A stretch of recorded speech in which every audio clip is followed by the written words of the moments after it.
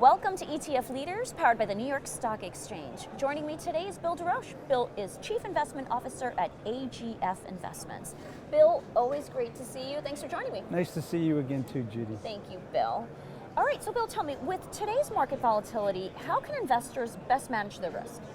Yeah, so when we look at this elevated volatility, it's actually about 50% higher than what we experienced pre-pandemic. So with much higher volatility, typically that's in response to the fact that investors perceive higher drawdowns. So if we look at, say, equity investments, they tend to go up like an escalator, drop like an elevator. So if you're seeing higher volatility, it's usually because people are concerned that something bad could happen. The other thing to think about with managing volatility is that if you have two investments with the same return profile, the one with the lower volatility will actually end up with more cumulative wealth at the end of any period.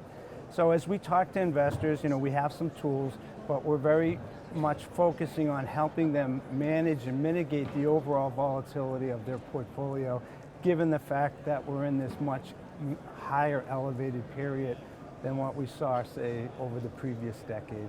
Okay. All right, now tell me, how can your investment philosophy / active management help investors to navigate market volatility? Well, we actually have a very good tool that we're going to talk about that actually can help investors manage that overall volatility in their portfolio. It's a hedging tool, and it's actually designed to reduce the overall equity volatility of your portfolio. It's a very consistent investment in that it has a negative beta associated with it, so you can pretty much count on it being there when you need it.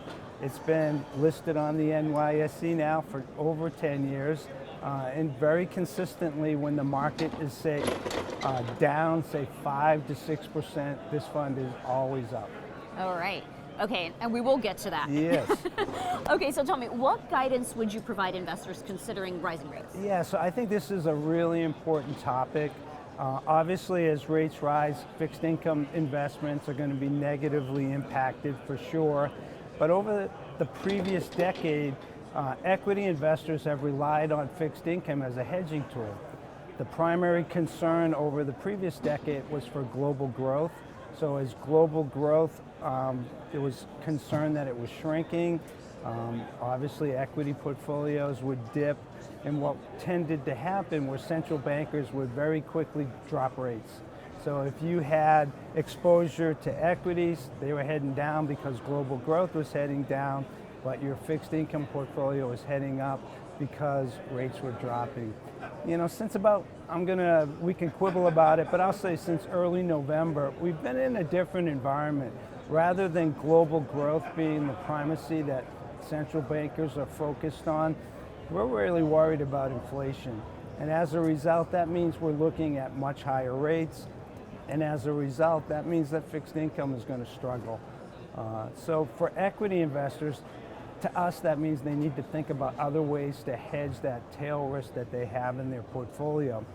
Now, as we think of higher rates, basically that's a brake that the central bank's putting on the economy, trying to slow things down, reduce the inflation. So that also means that there's a higher probability that they overdo it, and as a result, markets correct even more. So from our perspective, it's going to be important that investors have some hedging tools to combat the higher risk of that drawdown event that we're discussing, but it needs to be something other than fixed income, just because as rates go higher, fixed income is going to continue to have a difficult time. Okay. All right, and finally, Bill, do you have a favorite ETF in your lineup? Yeah, so we already were alluding to it. The ticker is BTAL. As I said, it's been around 10 years. Just to cover a couple of the characteristics which are important, the portfolio is long, low beta securities, but it's short, high beta securities on an equal dollar basis. Because of that, it does have a negative beta. So when markets go down, the fund is up, which is a little unusual. But just as important, it does well in a rising rate environment. So if you look at the short portfolio, which is high beta, those particular securities tend to have a higher equity duration, they're going to be more negatively impacted by higher rates. We've seen that since early November. So as a result, instead of having a headwind like fixed income will have as that hedging tool, looking at higher rates, you're looking at two tailwinds here for this particular fund. It has the tailwind associated with concerns about higher drawdown, and there's also the tailwind associated with the fact that it will do well in a higher rate environment. So we're out talking to our clients. We've seen a fair amount of activity in the fund. We just think this is a very good environment for it right now. All right. Well, Bill, always great to talk with you. And that's ETF Leaders, powered by the New York Stock Exchange.